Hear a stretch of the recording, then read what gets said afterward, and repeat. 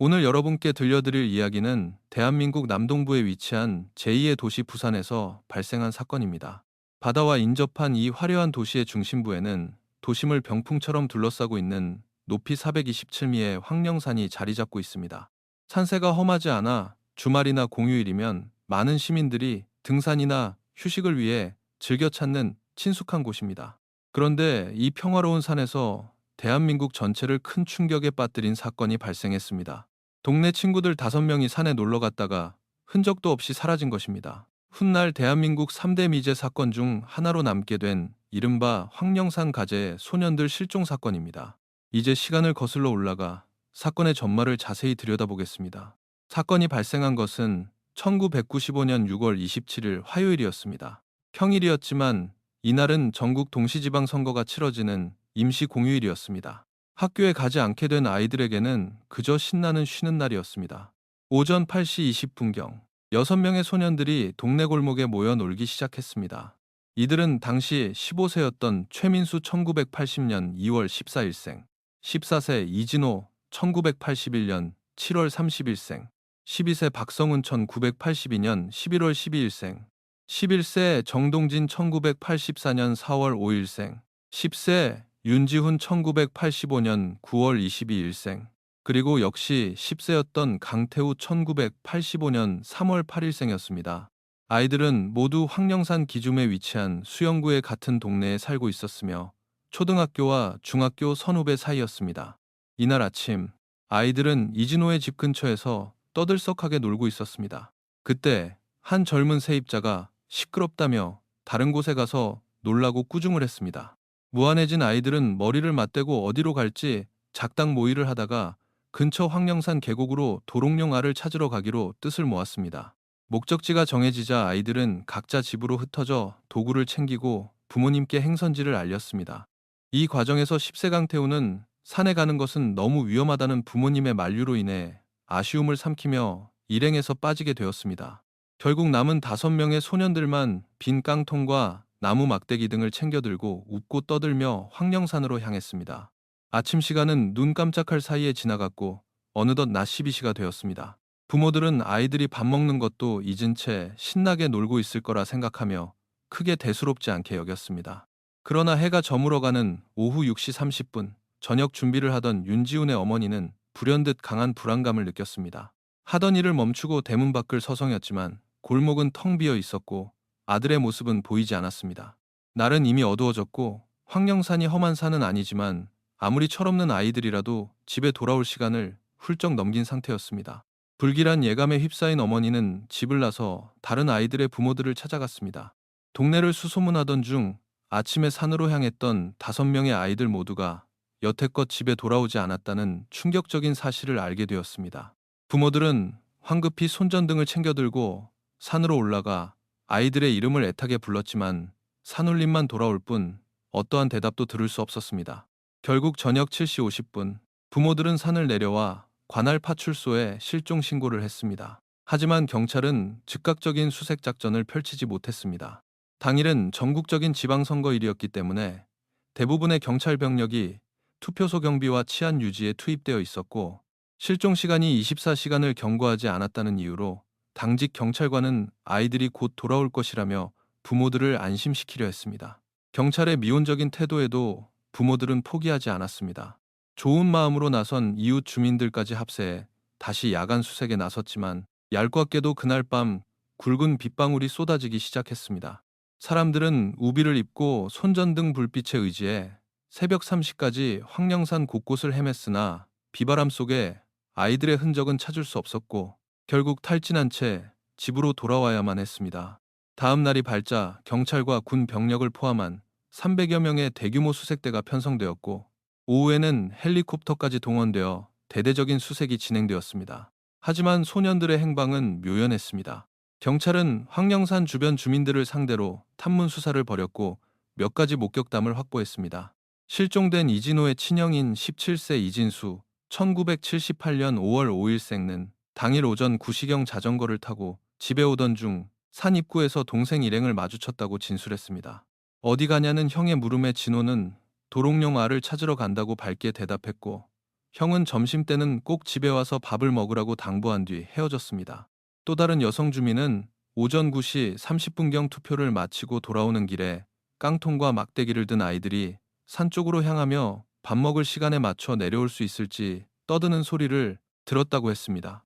가장 충격적인 증언은 같은 학교에 다니던 15세 송재민천 980년 12월 21생에게서 나왔습니다. 재민이는 그날 친구들과 따로 황령산에 놀러 갔는데 오전 11시 30분경 산속 공동묘지 근처에서 멀리서 들려오는 날카로운 비명 소리를 들었다고 했습니다. 약 10초 뒤 한 번의 비명이 더 들렸고 평소 아이들이 장난칠 때 내는 소리와는 확연히 다른 끔찍한 소리여서 겁에 질려 소리가 난 쪽으로 가보지 못했다고 진술했습니다. 실종자 부모들은 이 소리가 아이들이 괴한에게 습격당하며 지른 비명일 것이라고 주장했습니다. 하지만 경찰은 낮 12시경 산 입구에서 아이들을 봤다는 또 다른 목격자의 진술을 토대로 재민이가 들은 비명 소리를 야생동물이나 산새의 울음소리로 치부해버렸습니다. 이외에도 당일 오후 4시 30분경 상기퉁 저수지 근처에서 아이들을 봤다는 42세 남성의 진술도 있었습니다. 그러나 사람의 기억에 의존한 이러한 엇갈린 목격담들은 경찰의 수사 방향에 혼선을 주었습니다. 초기 경찰은 아이들이 부모에게 혼이나 홧김에 가출을 했거나 산에서 길을 잃었을 가능성에 무게를 두었습니다. 부모들은 평소 가정 불화나 체벌이 전혀 없었다며 이를 강력히 부인했습니다. 15세 중학생부터 10세 초등학생까지 섞여 있는 무리가 단체로 가출한다는 것도 상식적으로 납득하기 어려웠습니다. 이후 경찰은 원한에 의한 면식범의 범행을 의심했지만 피해자 가족들 모두 원한을 살 만한 일 없이 성실하게 살아온 평범한 소시민들이었기에 이 가설 역시 설득력을 잃었습니다. 사건 발생 3일 뒤인 6월 30일, 유괴 가능성을 암시하는 사건이 발생했습니다. 윤지훈의 아버지 윤상철 1953년 8월 10일생과 지훈이의 삼촌에게 차례로 신원 미상의 전화가 걸려온 것입니다. 30대 정도로 추정되는 남성은 자신이 아이들을 데리고 있다며 아이들의 목숨값으로 현금 500만 원을 준비해 황령산 특정 장소로 가져오라고 요구했습니다. 아버지 윤상철은 다급히 돈을 구해 약속 장소로 달려갔지만 끝내 범인은 나타나지 않았고 그 이후로 더 이상의 연락도 없었습니다. 한편 아이들을 꾸짖어 산으로 보냈던 세입자는 깊은 죄책감에 시달렸고 초기 대응에 실패해 골든타임을 놓친 경찰을 향한 시민들의 거센 비난이 쏟아졌습니다. 처음에는 동네에만 돌던 소문이 점차 언론을 통해 전국적으로 보도되기 시작했습니다. 당시 언론은 아이들이 가재를 잡으러 갔다는 사실에 착안해 이들을 황령산 가재 소년들이라 명명했고 이는 대중들에게 깊이 각인되어 사건의 공식 명칭처럼 굳어졌습니다. 사건 6일째인 7월 3일 부모들은 사비를 털어 5만 장의 전단지를 인쇄해 부산의 주요 기차역, 버스 터미널 등에 배포하며 제보를 애타게 기다렸습니다. 초기 200만 원이었던 현상금도 점차 눈덩이처럼 불어났습니다. 사안의 심각성을 인지한 당시 김영삼 대통령은 경찰과 군에 총력 수사를 지시했습니다. 대통령의 특별 지시하에 황령산 일대에 대한 이잡듯 정밀한 수색이 진행되었습니다. 과거 익사 사고가 있었던 산속 호수까지 펌프를 동원해 바닥을 드러내며 수색했지만 어떠한 단서도 나오지 않았습니다. 대중의 관심이 집중되면서 피해 가족들의 전화번호가 노출되자 경찰은 자택 전화에 도청 장치를 설치했습니다. 아이들의 목소리만 들려주고 끊어버리는 장난 전화가 빗발쳤고 그중 진짜 범인의 전화가 섞여 있었을지도 모르나 이를 추적할 기술적 한계가 뚜렷했습니다. 시간이 흘러 1996년 8월 한 남성이 경상남도의 어느 건물 지하실에 아이들이 갇혀 있다는 제보를 해왔지만 상세한 위치를 묻자 전화를 끊어버렸습니다. 경찰은 제보자가 묘사한 것과 일치하는 실종자 동네 인근의 유일한 지하실 건물을 급습했으나 이 역시 악의적인 장난으로 밝혀졌습니다. 1996년 11월에는 사건을 모티브로 한 영화 돌아오라, 황령산 아이들아가 개봉해 다시 한번 전국적인 관심을 불러일으켰습니다. 수사가 장기화되면서 북한 간첩 납치설, 한센병 환자들의 생체 실험설 등 흉흉한 소문이 돌았고 심지어 외계인 납치설 같은 황당한 음모론까지 등장했습니다. 연인원 32만 명의 군경과 시민이 수색에 동원되었지만 성과는 전무했습니다. 1999년 경찰은 컴퓨터 그래픽을 이용해 아이들의 성장한 모습을 추정하는 몽타주를 담은 200만 장의 전단지를 배포했고 지푸라기라도 잡는 심정으로 무속인을 찾아가 행방을 묻기도 했습니다. 가족들의 삶은 철저히 망가졌습니다. 부모들은 생업을 포기하고 트럭을 개조해 전국 방방곡곡을 돌며 전단지를 돌렸습니다. 그러던 2000년 1월 서울대학교 범죄심리학과 한석진 교수 1945년 1월 15일생가 충격적인 주장을 제기했습니다. 지훈이의 아버지 윤상철이 아이들을 살해한 뒤 자신의 집 마당에 암매장했다는 것이었습니다.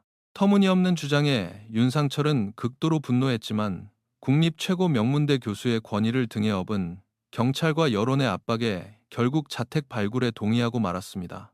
굴착기를 동원해 마당과 집안 곳곳을 1시간 40분 동안 파헤쳤으나 시신은 나오지 않았습니다. 파헤쳐진 폐허 속에서 윤상철은 자식을 잃고 하루하루 지옥을 사는 애비에게 어떻게 이런 천인공노할 짓을 할 수 있느냐며 오열했습니다. 무고한 아버지를 살인마로 몬 한석진 교수는 거센 비난 속에 대학에서 해임되었고 명예훼손으로 고소당했지만 끝까지 자신의 억측을 굽히지 않으며 아이들은 산에 가지 않았다라는 책을 출간하는 기행을 보였습니다. 씻을 수 없는 상처를 입은 윤상철은 지독한 우울증과 알코올 의존증에 시달리다 결국 2003년 10월 위암으로 세상을 떠나고 말았습니다. 아들의 얼굴을 다시 보겠다는 마지막 소원조차 이루지 못한 채였습니다.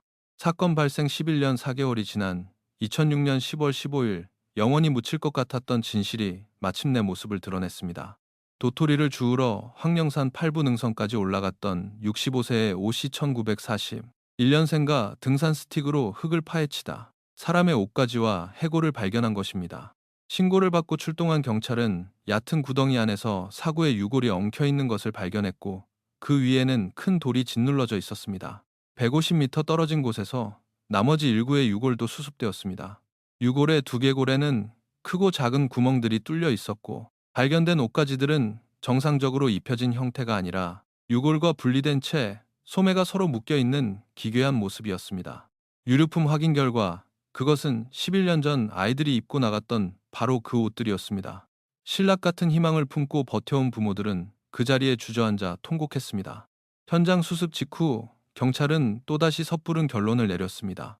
아이들이 산속에서 길을 잃고 헤매다 체온 유지를 위해 옷을 묶어 서로를 의지하다 저체온증으로 사망했을 것이라는 황당한 발표였습니다. 유가족들은 격분했습니다. 발견 장소는 아이들의 집에서 불과 3km, 마을에서 500m밖에 떨어져 있지 않은 곳이었습니다. 동네 뒷산이나 다름없는 곳을 훤히 꿰뚫고 있던 아이들이 게다가 산 위에서 도심의 불빛이 훤히 내려다 보이는 위치에서 길을 잃었다는 것은 어불성설이었습니다. 게다가 유골 주변에서 여러 발의 탄두와 탄피가 발견되면서 의혹은 더욱 짙어졌습니다. 인근에 육군 제53보병사단 사격장이 있었기 때문에 유탄에 의한 사고사가 아니냐는 주장이 제기되었으나 5명이 동시에 유탄을 맞고 쓰러진다는 것은 불가능에 가깝고 사격 소음을 은폐할 수도 없다는 점에서 배제되었습니다. 결국 부산대학교 법의학팀의 정밀 감식이 진행되었고 충격적인 타살의 증거들이 쏟아져 나왔습니다. 이진호와 정동진의 유골에서는 뚜렷한 손상이 발견되지 않았으나 최민수, 박성훈, 윤지훈의 두개골에서는 둔기에 의한 함몰과 골절 자국이 선명하게 나타났습니다. 특히 지훈이는 범인의 공격을 막으려다 왼쪽 팔이 부러진 방어흔이 있었고 무리 중 가장 나이가 많았던 민수는 몸 곳곳에 무려 25군데나 되는 잔혹한 손상 흔적이 남아 있었습니다. 전문가들의 수차례 시뮬레이션 끝에 두개골의 흉터와 완벽히 일치하는 범행 도구를 찾아냈습니다. 그것은 한쪽은 뾰족하고 다른 한쪽은 납작한 공구인 용접망치였습니다. 법의학팀의 감정 결과를 토대로 재구성한 사건의 전말은 참혹했습니다. 산속으로 흩어져 도롱뇽 알을 찾던 아이들은 정체불명의 범인과 맞닥뜨렸습니다. 가장 덩치가 컸던 15세 민수가 강하게 저항하자 범인은 용접망치로 민수를 무참히 가격했습니다. 놀라 도망치던 지훈이는 뒤에서 덮친 범인의 둔기를 팔로 막아내려다 골절상을 입고 결국 쓰러졌고 성훈이 역시 둔기에 가격당해 사망했습니다. 살해 현장을 목격하고 겁에 질려 얼어붙은 진호와 동진이는 도망치지 못하도록 범인에 의해 자신들의 옷가지로 결박당한 뒤 목이 졸려 살해된 것으로 추정되었습니다. 범인은 5명의 아이들을 구덩이에 던져넣고 큰 돌로 눌러 은폐했습니다. 범인의 행동은 계획적이면서도 우발적이었습니다. 평상시 잘 휴대하지 않는 용접망치를 산소까지 들고 왔다는 점은 계획적인 흉기 소지로 보이나 아이들이 당일 아침에야 산에 가기로 결정했으므로 이들 5명을 특정하여 노린 계획 범죄라기보다는 우연히 마주친 불특정 대상을 향한 우발적 연쇄 살인일 가능성이 높았습니다. 또한 현장에서는 유골의 치아와 머리카락이 상당수 발견되지 않아 시신 발견 장소가 1차 살해 현장이 아닐 수 있다는 의혹도 제기되었습니다. 옷에 소매를 묶은 매듭 방식 역시 일반적이지 않은 특이한 형태였습니다. 과거 대대적인 수색 당시 시신을 발견하지 못한 이유에 대해서는 원래 다른 곳에 매장되어 있던 시신을 수색 종료 후 틈을 타 이곳으로 옮겼거나 혹은 11년이라는 세월 동안 토사가 쓸려 내려가며 비로소 유골이 노출된 것일 수 있다는 추측이 엇갈렸습니다. 현장 인근에서는 사건 발생 시기보다 훨씬 오래된 1990년대 초반의 유류품들이 널브러진 인공 동굴이 발견되기도 해 범인이 이 동굴을 은신처로 사용했을 가능성도 제기되었습니다. 사건은 범인의 실마리를 찾지 못한 채 시간만 속절없이 흘렀고 2010년 6월 결국 살인죄 공소시효인 15년이 만료되고 말았습니다. 이제 범인이 제 발로 걸어와 자백을 하더라도 법적으로 처벌할 수 없게 된 것입니다. 공소시효 만료 즈음하여 민간에서는 또 다른 섬뜩한 소문이 돌았습니다. 황령산 인근에 정신지체를 앓는 아들과 사냥개를 키우는 가족이 살았는데 계집을 수리하려 풀어놓은 사냥개가 산에 놀러온 아이들을 공격해 물어 죽였고 이를 덮기 위해 가족들이 아이들의 시신을 훼손하여 유기한 뒤 야반도주했다는 내용이었습니다. 양심의 가책을 느낀 일가족 중 누군가가 술자리에서 털어놓은 이야기라는 이 소문은 대중들 사이에서 사실처럼 퍼져나갔으나 경찰의 수사선상에 오를 만한 구체적인 증거는 발견되지 않았습니다. 2012년 이 참혹한 미제 사건을 다룬 영화 그림자진 산이 개봉하며 다시 한번 사회적 반향을 일으켰으나 2015년 경찰은 공식적인 내사를 종결하며 사건의 수사 기록을 덮었습니다. 세월이 지나며 대중의 기억 속에서 흐릿해져 가던 이 사건은 2021년 한 네티즌이 아이들의 학교 교사를 유력한 용의자로 지목하면서 다시 수면 위로 떠올랐습니다. 당시 체벌이 일상적이던 시대적 배경을 고려할 때 교사가 아이들을 통제하기 쉬웠을 것이라는 주장이었지만 언론 취재 결과 근거 없는 낭설로 판명났습니다. 이듬해인 2022년에는 공고등에서 실습용으로 사용하는 금속 제자인 버니어 캘리퍼스가 범행 도구이며 임금 불량 고등학생들이 범인일 것이라는 새로운 주장이 인터넷을 뜨겁게 달궜습니다. 불량 학생들이 산에서 담배를 피우다 아이들과 시비가 붙어 우발적으로 살해했다는 시나리오였으나 두개골의 상흔을 만들기 위해서는 30cm 이상의 거대한 캘리퍼스가 필요하고 이를 휴대하고 다녔을 가능성이 현저히 낮다는 법의학적 반론에 부딪혀 이 역시 하나의 가설로 남게 되었습니다. 대한민국 경찰 수사의 뼈아픈 실책을 여실히 보여주며 아동 실종과 범죄 예방에 대한 무거운 숙제를 남긴 이 사건은 여전히 짙은 안개 속에 갇혀 있습니다. 대한민국의 3대 미제 사건으로 불렸던 화성 연쇄 살인 사건은 33년 만에 과학 수사의 발달로 진범이 밝혀졌으나 황령산의 억울한 5영혼과 그 가족들의 한은 아직 풀어지지 못했습니다.